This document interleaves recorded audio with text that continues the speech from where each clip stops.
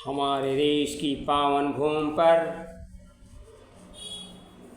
बहुत वर्षों पहले एक महान व्यक्ति का जन्म हुआ जिसे सम्राट कहते हैं, परंतु उनके पास 1 बीघा ज़मीन भी नहीं थी। उनका नाम था मुंशी प्रेमचंद, जिन्हें उपन्यास सम्राट के नाम से याद करते हैं।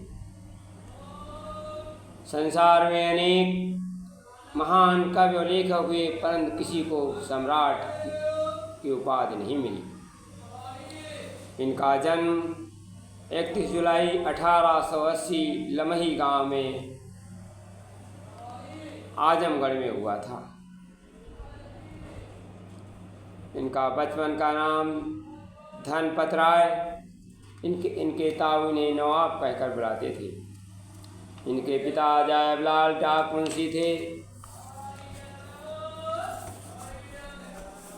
यह 8 साल की उम्र में अपने चचेरे भाई के साथ, उनका नाम हलदर था, मौलवी साहब से उर्दू पढ़ने जाया करते थे। प्रेमचंद की माँ आनंदी देवी का स्वर्गवास हो जाने पर पिताजी ने दूसरा विवाह कर लिया। सौतेली माँ का व्यवहार इनके साथ ठीक नहीं था। पिताजी ने सोचा इनका विवाह कर दिया जाए। 13-14 वर्ष के थे तभी पिताजी ने इनका विवाह कर दिया। अचानक उनके पिताजी का स्वर्गवास हो गया। जब वो 10वीं कक्षा में पढ़ते थे, घर में कमाने वाला कोई दूसरा ही नहीं था। सौतेली माँ और पत्नी की सारी जिम्मेदारी इन पर आ गई। 1985 में किसी तरह 10वीं परीक्षा पास की। वाराणसी में रहते हुए उन्होंने जीवन में पहले 5 रुपये ट्यूशन पढ़ाकर पैदा किए। 5 रुपये, 2 रुपये अपने ऊपर और 3 रुपये से घर का खर्च चलाते थे। एक दिन उनके मन में आया कि स्वयं कुछ लिखें और एक कहानी लिख डाली। एक दिन किताबों की एक दुकान पर एक व्यक्ति मिला। दुकानदार ने उस सज्जन को बताया, इस लड़के को किताब पढ़ने का शौक़ है। वह सज्जन चुनार के एक हाई स्कूल के प्रधानाध्यापक थे। उन्होंने नवाब से बात की और तुरंत स्कूल के अध्यापक बना दिया। 18 रुपये प्रतिमाह बच्चों को पढ़ाते पढ़ाते एक दिन उनके विचार में आया कि शिक्षा अधूरी। प्राइवेट FA और BA परीक्षा पास की।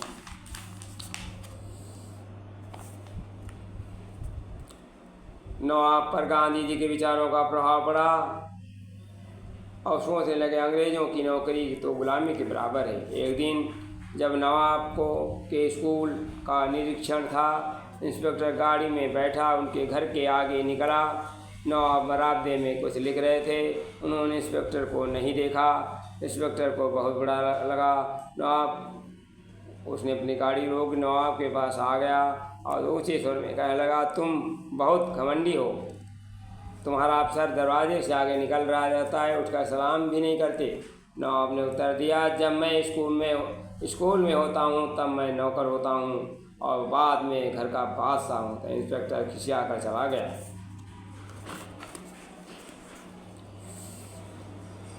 नवाब को बहुत दुख सहना पड़ा। उन्होंने नवाब राय से अपना नाम बदलकर 1910 में प्रेमचंद रख लिया। उन्होंने अपने नाम के आगे अपने साथियों के कहने से मुंशी भी लगा दिया। मुंशी प्रेमचंद चर्चित हुए। गोदान सेवा सदन उनकी बहुत प्रसिद्ध उपन्यास है। लखनऊ में माधुरी नाम की पत्रिका निकला करती थी। माधुरी के संपादक उनके पास आए तो उन्होंने एक शर्त रखी कि मैं संपादक क्या आप संपादक बन के देश सेवा करेंगे? मुंशी प्रेमचंद ने कहा, हाँ, हमारी एक शर्त है। कौन सी शर्त? संपादक होने के नाते जो मैं चाहूँगा वही लिखूँगा, किसी तरह हस्तक्षेप नहीं करेंगे। माधुरी के मालिक ने उनकी बात मान ली और लखनऊ चले गए। वाराणसी आते आते उन्होंने एक निजी प्रेस लगवाया और हंस नाम की पत्रिका निकाली। फिर 1931 में वह लखनऊ से वाराणसी आ गए, वहीं रहकर लिखने पढ़ने लगे। मुंशी प्रेमचंद ने अपने जीवन में बहुत गरीबी देखी थी। उनका जन्म गांव में हुआ था, इसलिए गांव, किसानों और गरीबों को जानते थे। किसानों में गरीबी और शिक्षा का अभाव तब तक रहेगा जब तक देश गुलाम है। 8 अक्टूबर 1936 को ये मसीहा सदा के लिए इस देश को छोड़कर चला गया। उड़ गया स्वर्णिम फकेरू, छोड़ कर निज गान पर। देश भर में शोक की लहर छा गई। हमारा देश ऐसे महापुरुषों पर अपने को घमंड करता है, गर्वित करता है। धन्यवाद। ऐसे महापुरुषों को शत शत नमन। हमें उन्हीं के जीवन से प्रेरणा लेना चाहिए। असंभव कार्य को संभव किया जा सकता है, गरीबी उसमें आप नहीं बच सकती है। धन्यवाद। वीडियो अच्छा लगे सर।